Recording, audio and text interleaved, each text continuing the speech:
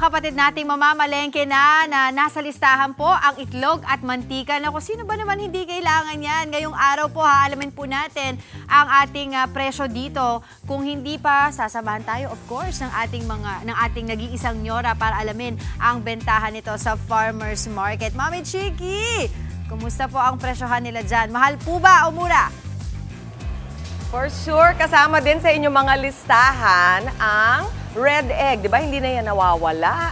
Ito na nga nadidiscover natin na past 10 years, lahat meron ng alam gawin sa itlog na maalat. Yan na ang bagong mga bagong necessity sa ating mga kusina. Kaya alamin natin dito sa itlog ni Tikya, dito po sa Farmers Market, magkano na ba ang presyuhan ng iba't ibang uri ng itlog. Tawagin na natin the original Marites, Mama Marites! Hello, yeah. Good morning, kapatid. Good morning, anong latest? Nandito tayo ngayon sa Good Morning, kaibigan. Wow, good morning, kapatid. Kapatid. Ayan, ma'am, 20 years na kayo dito. More pa nga. Oo nga, di Nagita ba? pong 2 dekada. Tapos sabi ko nga, itong itlog na maalat, talagang bigla siya nag-boom. Opo, ma'am. Lahat po meron ng gustong gawing mga recipe. Meron ba kayo explanation dun? Kung ba't ganun? Kasi ma'am, yung itlog na maalat, ginagamit na rin sa pagluto. Minsan sa mga alimango. Pampasarap daw at pampadagdag ng parang aligi siya. Yun, na-discover na kasi talaga malinamnam talaga. Opo, sige. Yung din po, yung mga ensilada. Dito po tayo. Opo, okay. Dito Yes, tayo sa harap ng Yan. Ano pa, isilaga, ano pa? Ensilada yung meron kang pako. Pako? Oo. Tapos pwede din yan ihalo gusto sa pako. ko yun. Sige, pakita nyo sa amin. Ito po. Ito yung salted egg. Pero yung organic natin, mas mahal. Opo, ma'am. Oo, kasi ito ma'am kasi, kaya organic siya. Kasi ang pakain niya sa itik is natural lang. Wala siyang mga feeds, wala siyang antibiotic. Hindi, ito naman kasi simply may proseso siya na may mga gamot. Ano mo, latest sa kaalaman na ito, na-pick up ko, siyempre, kay Marites, ang organic eggs, whether salted or regular, yan din ang patok ngayon sa siguro mga Gen Z na hinahanap kasi nakikita nga nila sa internet, di ba? Siyempre, mas mahal din ang presyo nun. Pero daanan muna natin ang presyohan ninyo bago tayo magkwentuhang salted egg pa. Ang extra small po ninyo sa 8 pesos per piece, mura po ba yan o mahal na yon? Sa amin kasi, ma'am, hindi kami nag-anong extra small. Opo. Small yung kaagad sa amin. Opo. Kasi konti lang naman ang diferensya Last niya. year, 2024, magkanong small?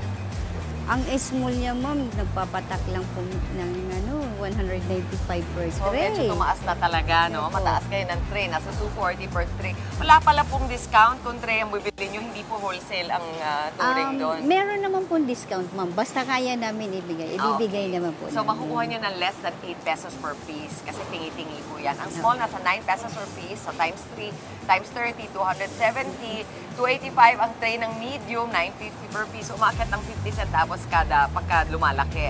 10 pesos per piece naman ang large. Ang marami nakikita natin ngayon dito, ano bang marami sa inyo? Yung malalaki or yung... Yung mami, yung small at saka medium. Small at saka medium. So, at 10.50 naman, yung extra large na yun, 350 pesos. May jumbo pa. Patingin nga, ma'am, ng jumbo. Hanapin niyo yung jumbo. Jumbo kasi nasa 11 per piece yun. Sige po, hanapin ninyo. This one. Ang small. Kuminsan, ito po, ang natutunan kay Marites, naku, Angela, alam mo ba ito? Yung size, hindi yan nakukuha sa laki. Yung pala ay nakukuha sa bigat. Kaya huwag nyo aawayin yung suki nyo pag nakita nyo na parang, halos magkapareho yung size. Ito, nakikita nyo naman, mas maliit talaga. Pero paminsan, ma'am, kahit na maliit siya sa shell, kabigat. Opo. Kasi minsan, ma'am, yung shell po siya makapal. Kasi siyempre pag tinimbang na yan, siyempre kasama yung shell po. Kaya ayun, minsan din naman po, kaya din mabigat yan, yung nyuk niya malaki sa loob. Yun.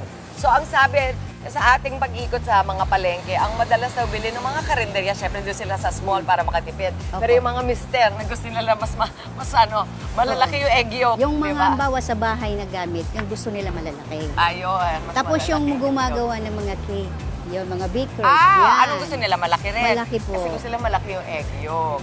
Okay, magkano naman ang quail egg ngayon, ma'am? Sa amin, 250 po ang isa. 250 per piece. Ito Yes, yung maliit. Ito po, actually, nakakatakot ito dahil malakas ang cholesterol pero mapaparami kayo. Ang sarap papakin eh, di ba?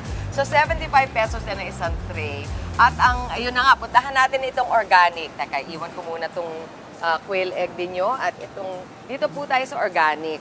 Titingnan natin, itong brown egg, ito, hali kayo, ma'am. Yes. Ito yung sinasabi lang organic. Kasi laki ito nito. Siguro magkasinlaki yung 9 pesos tsaka yung small.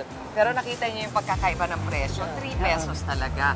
Ano bang masasabi niyo? Sinasabi ng mga customer, bakit sila pumupunta dun sa mas mahal na organic? Kasi ma'am, ito, ano siya eh, free-range siya eh. Free range? Ano na nga ba ibig sabihin nun, ma'am? Kasi ano yung basta gala lang po siya. Gala Tapos lang yung- nakakakain siya ng damo.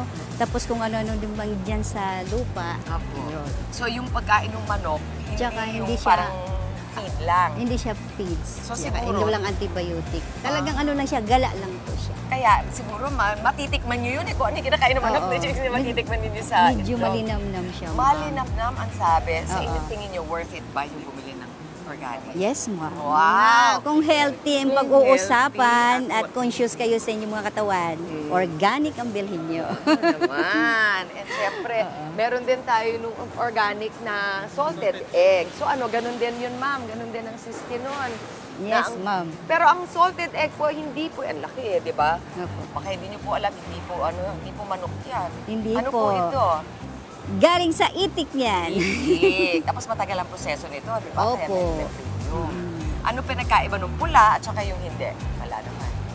Kasi yung pula, ma'am, syempre may mga feeds ang pagkain nun. Tapos, may kulay. Yung pula na, Oo, yung yung pula yung pinaday shell. siya, Pero opo. pagdating sa lasa, pareho naman. Salted Oo. egg. Favorite ko talaga ito. Ang sarap-sarap kasama ng kahit anong silog sa umaga. Opo. Diba? Tsaka ito medyo ano siya, ma'am, yung ang alat niya, ano lang, tama lang. Yung organic. Opo, pwede mo siya papakin. Saka hindi kayo mamamantsahan sa kamay niyo. 25 pesos kumpara Oo. dun sa yung pula, magkano? 18 pesos. 18 pesos. So, yun. It's worth naman the Tsaka price. yung iba, yun ang gusto din kasi ano, lalo na yung mga bawa sa restaurant na yung mga organic ang hinahanap at saka yung ayaw din ng mga customer na Ayan, alam nyo na. Social, di ba? Organic. Maraming salamat sa inyo, Ma'am Marites. Thank you, sa madam. pagsama sa akin. Okay. Okay, back to studio muna tayo. Yan! Maraming salamat, Mami Chiki! Mga kapatid, Chiki Roa Puno po. Simulan ang inyong araw na puno ng impormasyong kapaki-pakinabang. Sama na sa isang makabuluhang umaga. Tumutok at mag-subscribe sa social media pages ng News 5.